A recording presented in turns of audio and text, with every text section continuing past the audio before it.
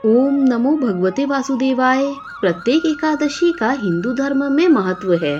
भाद्रपद माह के शुक्ल पक्ष की एकादशी तिथि को परिवर्तनी एकादशी के नाम से जाना जाता है। इस दिन भगवान विष्णु के वामन अवतार और भगवान गणेश की पूजा का विधान है। ऐसा कहा जाता है कि इस व्रत के प्रभाव से सभी पापों का अंत हो जाता है। हिंदू पंचांग के अनुसार इस साल यह व्रत 14 सितंबर 2024 को रखा जाएगा। परिवर्तनी एकादशी की व्रत कथा इस प्रकार है।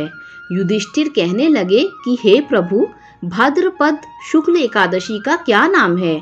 इसकी विधि तथा इसकी महिमा का कृपा करके हमें बताइए। तब भगवान कृष्ण ने कहा कि सभी पापों का नाश करने वाली उत्तम वामन एकादशी की महिमा मैं तुमसे कहता हूँ। तुम इसे ध्यान पूर्वक सुनो। यह पद्मा परिवर्तनी एकादशी जयंती एकादशी भी कहलाती है। इसका यज्ञ करने से वाजपेय यज्ञ का फल मिलता है।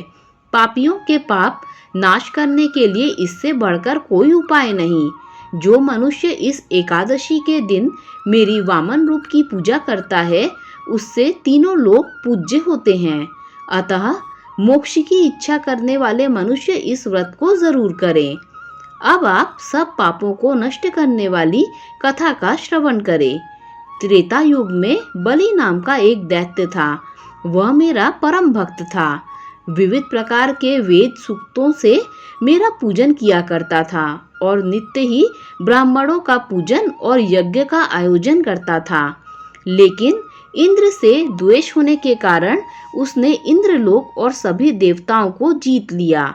इस कारण सभी देवता एकत्र होकर सोच विचार कर भगवान के पास गए। बृहस्पति सहित इंद्रादिक देवता प्रभु के निकट जाकर और नतमस्तक होकर वेद मंत्रों द्वारा भगवान का पूजन और स्तुति करने लगे।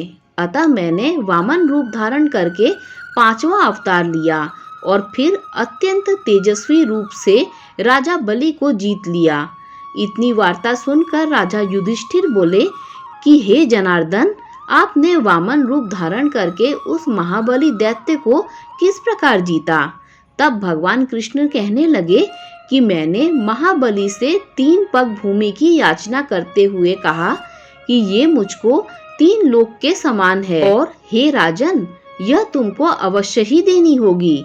राजा बलि ने इसे तुच्छ याचना समझकर 3 पग भूमि का संकल्प मुझको दे दिया और मैंने अपने त्रिविक्रम रूप को बढ़ाकर यहाँ तक कि भूलोक में पद, भूवर लोक में जंघा, स्वर्ग लोक में कमर, महलोक में पेट, जनलोक में हृदय, यमलोक में कंठ की स्थापना कर सत्यलोक में मुख, उसके ऊपर मस्तक स्थापित किया।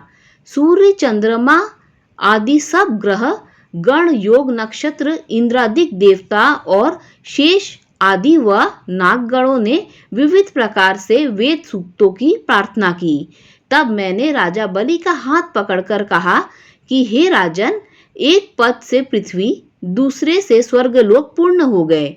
अब तीसरा पग कहाँ रखूं? तब बलि ने अपना सिर झुका लिया और मैंने अपना पैर उसके मस्तक पर रख दिया, जिससे मेरा वह भक्त पाताल को चला गया। फिर उसकी विनती और नम्रता को देखकर मैंने कहा कि हे बलि, मैं सदैव तुम्हारे निकट ही रहूंगा। विरोचन पुत्र बलि से कहने पर भाद्रपद शुक्ल एकादशी के दिन बलि के आश्रम पर मेरी मूर्ति स्थापित हुई। इसी प्रकार दूसरी क्षीरसागर में शेषनाग के पष्ट पर हुई। हे राजन, इस एकादशी को भगवान शयन करते हुए करवट लेते हैं। इसीलिए तीनों लोकों के स्वामी भगवान विष्णु का उस दिन पूजन करना चाहिए। इस दिन तांबा, चांदी, चावल और दही का दान करना उचित है। दोस्तों, अगर ये कथा आपको अच्छी लगी हो तो लाइक, शेयर, सब्सक्राइब कीजिए। Thanks for watching this video.